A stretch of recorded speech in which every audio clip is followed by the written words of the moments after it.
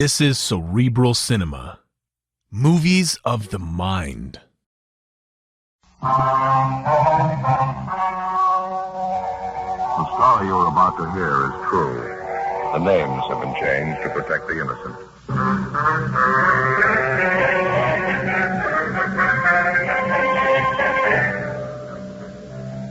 You're a detective sergeant. You're assigned to burglary detail. A dozen churches in your city are victimized by a team of experienced safe burglars. You track the suspects for weeks. You finally apprehend 3 men. Your job? Convict them.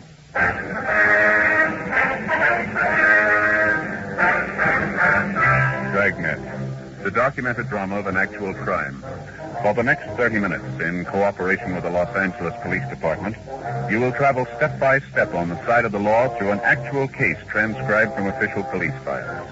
From beginning to end, from crime to punishment, Dragnet is the story of your police force in action.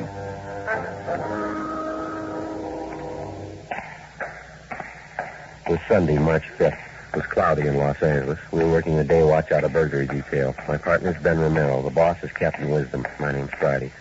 I was on the way back from the record bureau, and it was 11:30 p.m. when I got to room 25A, the interrogation room.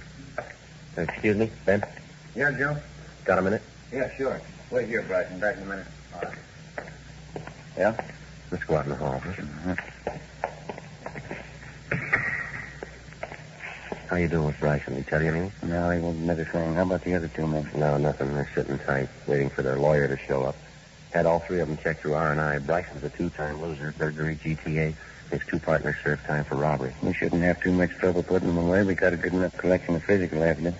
Well, maybe. Heard from the crime lab yet? No, not yet. I'd feel a lot better about it if we'd get Bryson to cop out. Let's try him again, huh? Yeah, might as well. Nothing to lose. Go ahead. Keep your seat, Bryson. Got a few more questions for you. Excuse me. I thought you had it all squared away by now. I thought you were going to say I could leave by now. No, afraid not, Bryson. You haven't even given us a story yet. Well, I told you I didn't have anything to do with it. It seems pretty obvious I did, and I thought you'd take my word for it. Can you think of any reason why we should? You lied to us once already, didn't you? I didn't lie to you. I told you the truth. I didn't break into that church. I didn't have anything to do with it. On the way in here, we asked you if you'd ever been arrested before, and you told us no. Our record bureau says you're a 2-time loser. Oh, well, I'm sorry about that, Sergeant. I really am. When you picked me up, I guess I got a little nervous. I didn't mean to lie to you. I was just a little mixed up, I guess. You had a little time to settle down. You ought to be able to tell us your story now. Just relax and take your time, huh? Bryson? Well, what did the other 2 fellas tell you, Miller and Henderson? Well, what difference did that make to you? Well, it might make a lot of difference, Sergeant. You just tell us your story. That's all we ask. What were you doing at the scene of the burglary? What business did you have there? If you weren't mixed up in it, you got nothing to hide. I haven't got anything to hide. I just don't want to involve a lot of innocent people, that's all. Anything you tell us is going to help you, you know that. Now, how about it? All right, Sergeant. Strictly confidential, huh? Well, one of those other fellows you picked up tonight, the dark-haired fella, his name's Miller. Tony Miller. He's engaged to marry my sister. Yeah, well, I said you had to do that. Now, please, give me a chance. All right. I'd like to lay it all out for you. Go ahead. Well, ever since my sister got engaged to Miller, I've been worried about it. I never liked him to begin with. Lately, I've been keeping an eye on Miller, him and that friend of his, Henderson. Yeah? I knew they were up to something, and then I read in the paper about that string of church burglaries, that guys breaking into churches, nothing at the safe. Yeah. Well, I had an idea it was Miller and his friend. How do you mean, Bryson? What made you think it was him? I had an idea, that's all. I couldn't prove anything. It was just a hunch. You must have had some reason to suspect him. Nothing definite, no. I just knew something was wrong, that they were up to something. Well, then, early tonight, I saw a friend of Tony Miller. They were on the bars in the neighborhood.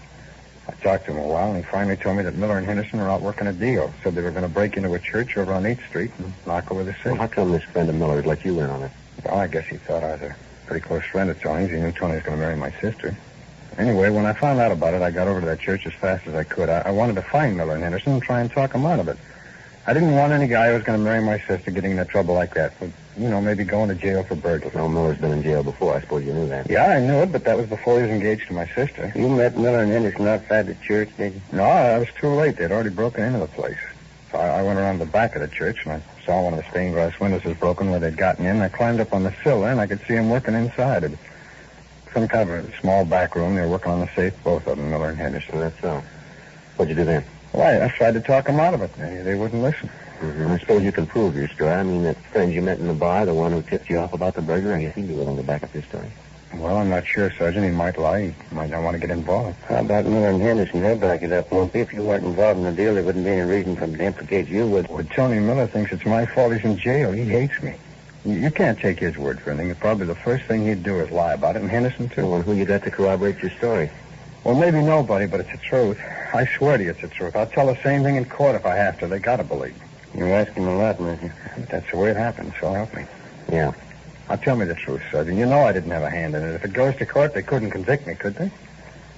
Come on, what do you think? I think you're a liar. To the working detective, the one logical way to appraise a known criminal is by his record. You estimate him the same way you check a particular make of automobile, a racehorse, or a radio set, by past performance. By refusing to buy his trumped-up story, we didn't figure that we were doing the suspect Charles Bryson an injustice. Bryson was 37 years old. He'd spent 13 of those 37 years in prison, either the county jail or the state penitentiary. His criminal record dated back to the time he was 20 years old. Besides serving numerous shorter terms for lesser offenses in the county jail, Bryson had spent 2 terms in the state penitentiary for burglary. Despite the efforts of the probation officers, the adult authority, and the rehabilitation officials to help him, he seemed content to go along in his criminal career. In this particular case, the series of church burglaries, we had good reason to believe that Bryson and his 2 accomplices, Miller and Henderson, were the guilty men. All 3 of them were booked at the main jail on suspicion of 459 PC. The next morning, Ben and I checked in at the crime lab. Lee Jones, you around? Yeah, I'm here. Come on back. Well, how about that? They gave the place a new coat of paint. Yeah, sure needed it. Good morning, fellas. How you doing, Lee? That set of burglary tools those thieves were using in that church last night. Just finished checking them over. Might have 2 or 3 things for you. What do you got, Lee? Have a look over here. This fine set of tools, I take it the thieves had a lot of practice. All 3 of them had records. How about some of the other physical evidence you got, man? One thing at a time, Joe. First of all, these tools here. Small sledge, these 3 jimmy, pinch bar, and a screwdriver. I think we can tie them in with at least 6 of those church burglaries. I think we can do it for certain. Good enough for 3 convictions? I think so, if the jury's listening. Well, how you got it worked out, Lee? Tool markings? That's part of it, yeah. I want you to take a look at this pinch bar here. They did a lot of their work with this. I guess I don't have to tell you there aren't 2 identical pinch bars in the world that could leave the same exact markings on a piece of woodwork or on a safe. Yeah. There aren't a pair of tools in the world that leave the same markings on anything. Yeah, we know, but can you show a jury positively that the thieves used this pinch bar here on 6 of the jobs they pulled? That's the idea. I compared specimen markings of every one of these tools against the markings made at the point of entry on 6 of the churches these thieves broke into. In every case, the markings match perfectly. These are the tools that made them, no doubt about it. The screwdriver, the set of windows, and the pinch bar. Yeah, sure won't hurt our case, any. Get anything else, Lee? I examined the end of the pinch bar under the microscope, checked the screwdriver and jimmys, too. The tips of each one of them are contaminated with particles of paint, different kinds of paint. I've already compared these paint transfers with samples of paint taken from the exterior of those churches that were broken into. Each one of them, they match all the way. The color of the paint, the age, degree of oxidation, the lead content, compares perfect. Now, come over here, something else. What you got there, Lee? These are the shoes the 2 men you found inside the church were wearing. These are the foot impressions the boys from Leighton Prince lifted off the floor in front of the safe inside the church. Yeah, so... The linoleum on that church floor showed up the dust impressions of the feet pretty good. Did you make the prints? The boys from Leighton Prince did, yeah. Good impressions. See here? General size of the shoe, the make, heel impressions, the wear pattern on the sole here, the whole general characteristics of both pair of shoes. Matches up to a T. How much is that going to mean to a jury, Lee? Well, I mean a lot. It's the truth. The same thing I've been telling you. It's the same thing. I'd like to tell every cop in the department, if you can place an object at the scene of a crime beyond a reasonable doubt, then don't go thrashing around looking for an object that's an exact duplicate. Don't play hawkshaw. Any microscope will tell you there are no 2 things in this world exactly identically alike. I don't care if it's a pair of shoes, a gun, a crowbar, or your 2 front teeth. Now, that's all lines up for me. Think you're going to have trouble? I don't know, Lee. We shouldn't have. You got the 3 of them right at the scene of the crime. That ought to be enough for the court. Yeah, I hope so. You don't sound sure. Well, Lee, there's only one time I'm sure about thieves like Bryson. Yeah? When they check him in at San Quentin. 2 days later, Charles Bryson and his 2 accomplices, Henderson and Miller, were arraigned in municipal court on a date set for their preliminary hearing. 4 days later, the preliminary hearing was held, and the 3 of them were bound over for arraignment in Superior Court.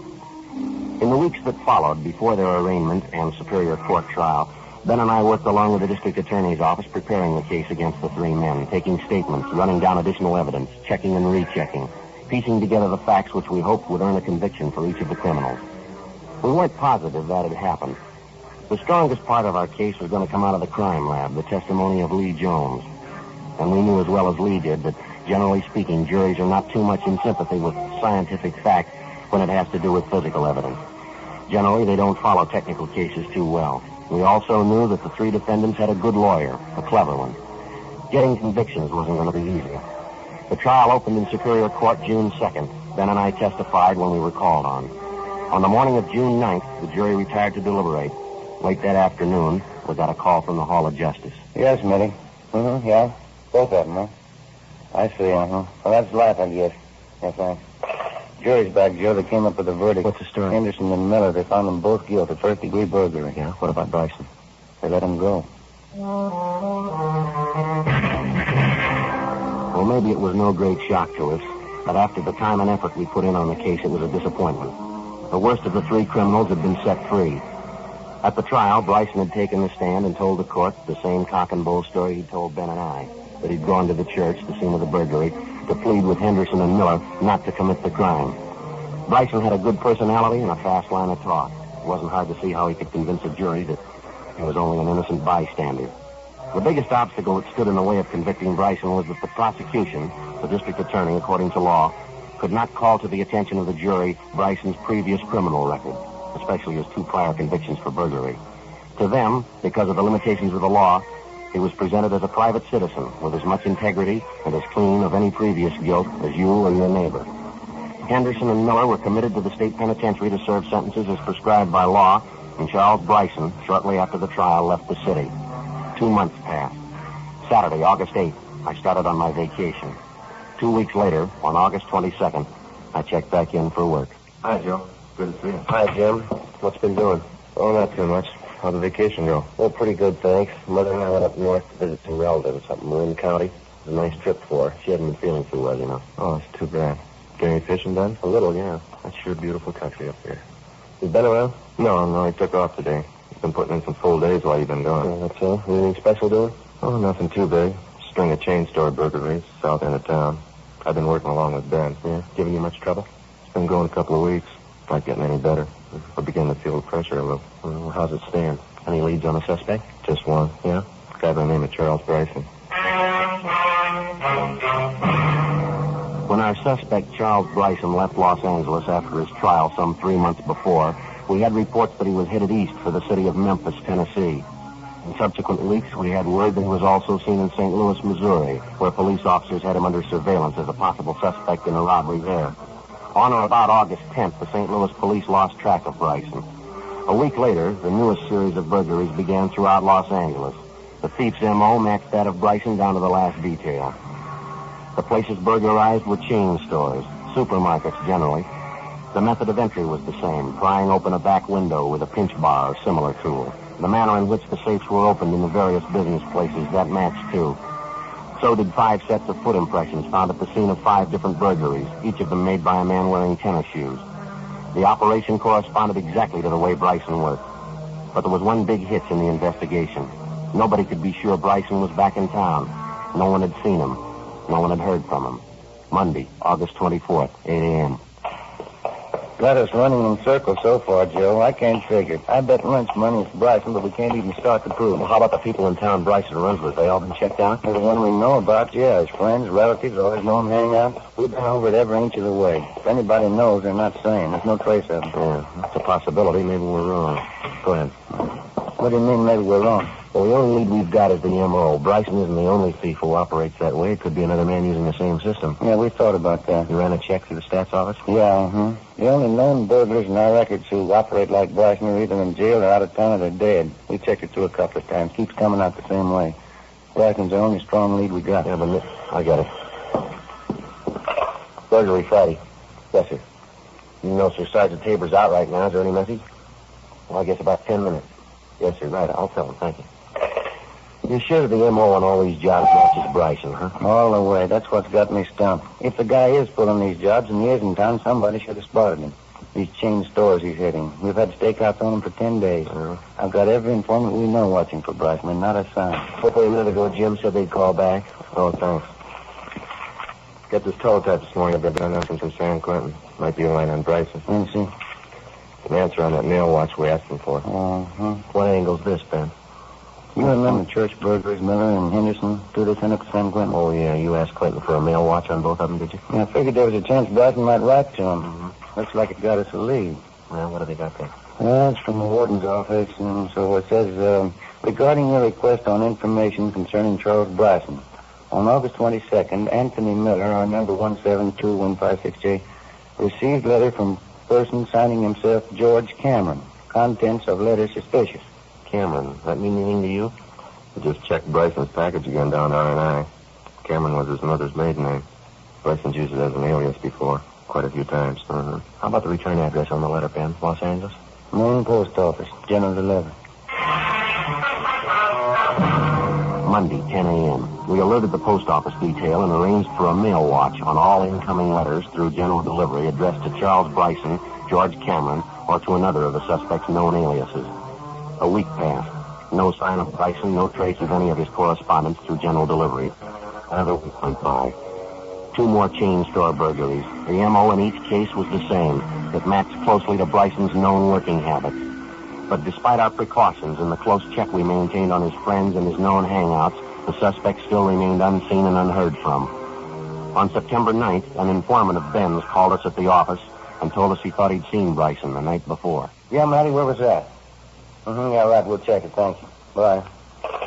Bryson's supposed to have been seen there from Martin Beverly Boulevard last night, drinking in a bar up there. Is he pretty sure it was Bryson? He thinks so, yeah. Got the name of the place here. We can check with the bartender, see if he can identify Bryson's mugshot. Right. I'll get my top coat, huh? All right. I get it. Burglary Friday. Yes, sir. When was that? Yeah, go ahead. I got it. Yes, sir, right away. Post office detail. Bryson called for mail at the general delivery half an hour ago. Where is he? They following? 280 Glenmore, apartment 6. He's there now.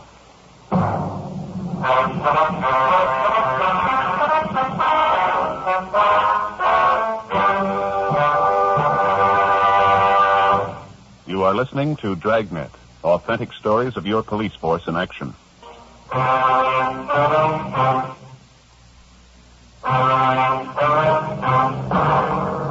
September 9th, Tuesday, 11:30 a.m. The burglary suspect, Charles Bryson, was placed under surveillance at the apartment where he'd gone immediately after calling for his mail at the general delivery window in the main post office. 3 teams of men were assigned the job of following Bryson alternately, 24 hours a day. We waited for a chance to get into his apartment and search it while it was empty, but it never occurred. Somebody was always there, either Bryson or a tall, dark-haired woman, his common-law wife. During the week that followed, the suspect was watched everywhere he went. He attempted no burglaries. On the 8th day, the stakeout was removed. 3 nights later, 2 burglaries were committed. Both jobs bore the marks of the suspect's M.O., but we couldn't prove a thing against him. We knew the setup we had was going nowhere. If we wanted to get Bryson red-handed, if we wanted a case against him that'd stand up in any court, we had to find a new approach. Lee Jones came up with an idea. There's a jar of stuff right here. The technical name for it's Anthracene. I guess you heard of it? I think I've heard you mention the name, Lee. That's about all. Some kind of luminous powder, isn't it? It glows in the dark. No, not exactly. Here, take a look at some. There, you see? Colorless, odorless, no smell at all to it. It's a coal-tar product. We call it crystalline hydrocarbon. I see. Now, here's the point of the thing. When you take this anthracene powder and rub it into the surface of an object, it's completely invisible to the naked eye. You never know it's there. Here, let me show you. How about my coat sleeves? Yeah, that'll do. Got the powder all over it. Some in your hand, too. Rub it in, like so. Now, can you see or feel any of the powder where I put it on? No, nothing there. Now, let me switch on this lamp here. This is an ultraviolet light. Now, watch when I turn it on your arm where we rubbed on the powder. Well, look at your hand, Joe. Like it's lighting up. Yeah, my coat sleeve, too. It's glowing. How about it? Will this stuff rub off, Lee? Try it. You're spreading it all over yourself, everything you touch. Yeah. Anything harmful in it, Lee? No. Now, watch when I turn the lamp off. You see? Gone. Never even know you had it on. Only time it shows up is under ultraviolet light. Well, does it stay on you indefinitely, Lee? Well, no, the maximum is generally about, say, 24 hours. You guarantee it'll work, huh? Well, all physics, Joe. Under the proper conditions, it's got to. It's just what I tell my classes up at the academy. Crooks and chorus girls have one thing in common. Yeah? They show up better when you put them under the right kind of light. When we left Lee Jones at the crime lab, we figured we had the potential solution in our hands, but there was still a lot to be done before we could go into any court of law with a case that we were positive was strong enough to convict Charles Bryson. Number one, we had to get into his apartment when it was unoccupied, find the set of burglary tools he was using, and douse them thoroughly with anthracene. The same for the clothes he worked in. Number two, we had to get Bryson into custody within 24 hours after he moved on a burglary job, or the anthracene wouldn't work. Number three, we had to find the loot taken in the burglary in his possession. 10 days passed before we got a chance to make good on the first step. I get it, Joe. Right. Burglary, Romero. Yeah, Jim. Good. Fine, we'll be right out. Good break, Joe. And Bryson. What's that? They hold him in on a traffic warrant, speeding. Booking him into the main jail right now. Good chance to go through his apartment. What about his wife? She's still up there, isn't she? She's on her way to put up bail for him. Yeah? Apartment's empty. By the time Bryson was bailed out, Ben and I, along with Jim Tabor and Lee Jones, had combed through Bryson's apartment and finally uncovered a set of burglary tools and work clothes carefully hidden beneath the floorboards under a kitchen cabinet directly below the sink. Lee Jones contaminated each of the tools with the invisible anthracene powder and also the work clothes. We checked the apartment for any possible loot taken in the burglaries, but we found nothing. We put everything back exactly the way we found it, and then we left and went back to the office. We stood by until 4 a.m. waiting for a call that would indicate that Bryson might be out on another burglary job. Nothing happened. The next night, up until 10 o'clock, it was the same routine. At a few minutes past 10, we got a 459 call on a chain drugstore out on Alvarado Street. Lee Jones had his portable ultraviolet light all ready to go. Ben and I picked him up at the crime lab, and the three of us drove to the scene of the burglary. Straight back here, Lee. Can I help you with the light? I can handle it, thanks. There's the window they figure he got in. Safe's there in the corner. Yeah, there's not too much of it left. You all set, Lee? You got the extension cord for the light, Romero? Yeah, right here. I'm just plugging it in. Yeah, okay. All set. All right, switch it on, will you? Right. Well, Yep. seems like it. What you got in the window there, Joe? Look at that. Anthracene tracks all over, foot impressions there, tool marks on the safe, rough prints on the floor, on the wall. No question. He left plenty of trail. All right, let's get him. Lee Jones put in a call to the crime lab and ordered a photographer out to take pictures at the scene of the burglary. Lee and the photographer would stay at the scene to gather physical evidence and take pictures of the anthracene prints and markings for presentation in court. 10:52 p.m. Jones packed up the ultraviolet lamp, and Ben and I took it along with us. We drove directly to Bryson's apartment. Nobody was there. No. Nobody in the bedroom either. How about that? I don't know. I don't get it. Bryson's had plenty of time to get back here. Over an hour. What about his wife? The only time we know she left was when she had to go bail him out on that traffic warrant. Doesn't look like they pulled out, does it? There's a closet full of clothes in there, a lot of their personal things around. Yeah. Sure looks like they were expecting you to come back. We might check with the apartment house manager. He could tell us if they gave notice to move. Let's see here. Now, what do you got? Note here on the desk. See, he says, Charlie, I'm sorry, but I told you it just doesn't work out with us. When you read this, I'll be on my way east. I don't want to be mean with you. I just think it'll work better if we forget each other, that's all. Thanks for everything so long. Signed, Ruth. Guess she doesn't like him much either. No, wait a minute.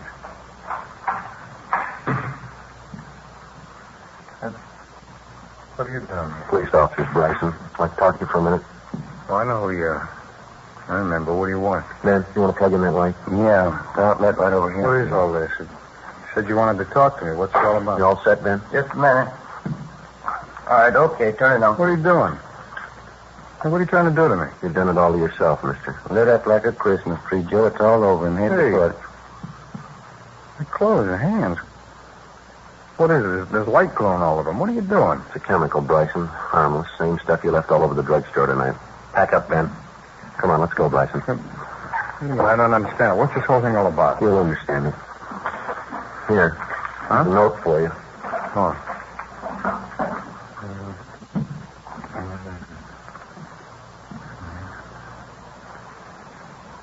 Sure. All set, Joe. Let's go, mister. I guess I didn't know. Just a tramp. I guess I should have been smart about it. Yeah, I guess so. Come on. How could I know? She said she was in love with me. I believed it.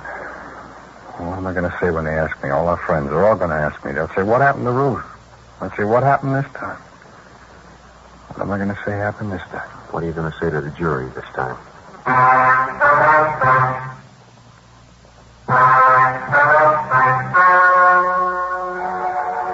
story you have just heard was true.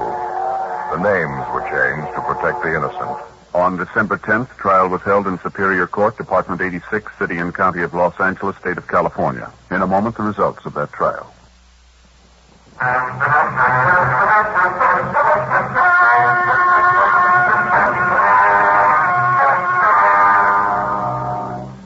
Charles Lang Bryson was tried and convicted on 3 counts of first-degree burglary. This is punishable by imprisonment in the state penitentiary for not less than 5 years.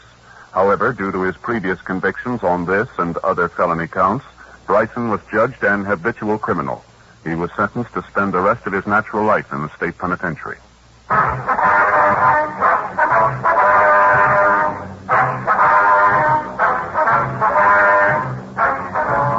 You have just heard Dragnet, a series of authentic cases from official files.